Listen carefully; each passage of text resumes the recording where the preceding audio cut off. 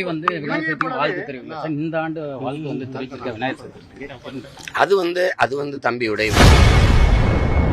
தமிழக வெற்றிக் கழக தலைவர் விஜய் கடந்த ஆண்டு விநாயகர் சதுர்த்திக்கு வாழ்த்து சொல்லாமல் இந்த ஆண்டு வாழ்த்து சொல்லியிருப்பது குறித்து செய்தியாளர் எழுப்பிய கேள்விக்கு நாம் தமிழர் கட்சி ஒருங்கிணைப்பாளர் சீமான் பதிலளித்துள்ளார்.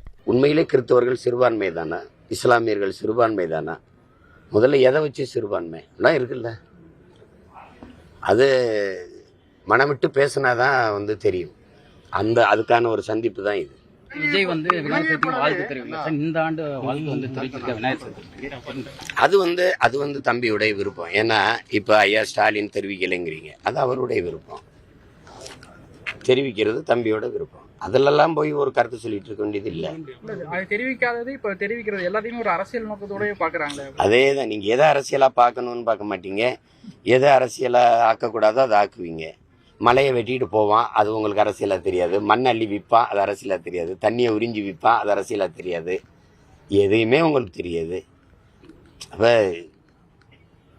இந்த மாதிரி சின்ன சின்ன இதை பிடிச்சிக்கிட்டு தொங்குவீங்க. நீங்கள் யானை போவதை விட்டுட்டு கொசுவை பிடிச்சி அடிச்சுட்டு கிடப்பீங்க. உங்கள் பிரச்சனை தானே. யானை போயிடும், கொசு உள்ளே வரும்போது தடுத்து பிடிச்சி அடிச்சுட்டு இருப்பீங்க. இது ஒரு நோய் தான். விஜய் வந்து காங்கிரஸ் விமர்சிக்கிறதுக்காக காரணம் அவர் அங்கு கூட்டணி எதுவும் எதிர்பார்த்துட்டு இருக்காரு. அதில் முதல்ல தெளிவுபடுத்தணும், தம்பி வந்து தெளிவுபடுத்தணும். நம்ம வந்து பாரதிய ஜனதா என் கொள்கை எதிரிங்கிறாரு. 2 முறை திரும்ப திரும்ப சொல்றாரு, 2 மாநாட்டிலையும். திமுக என் அரசியல் எதிரிங்கிறாரு தம்பி. அரசியலுக்கும் கொள்கைக்கு என்ன வேறுபாடு இருக்கு? கொள்கை என்ன, அரசியல் எதிரி, கொள்கை எதிரி, இது ரெண்டே எப்படி பார்க்குறீங்க?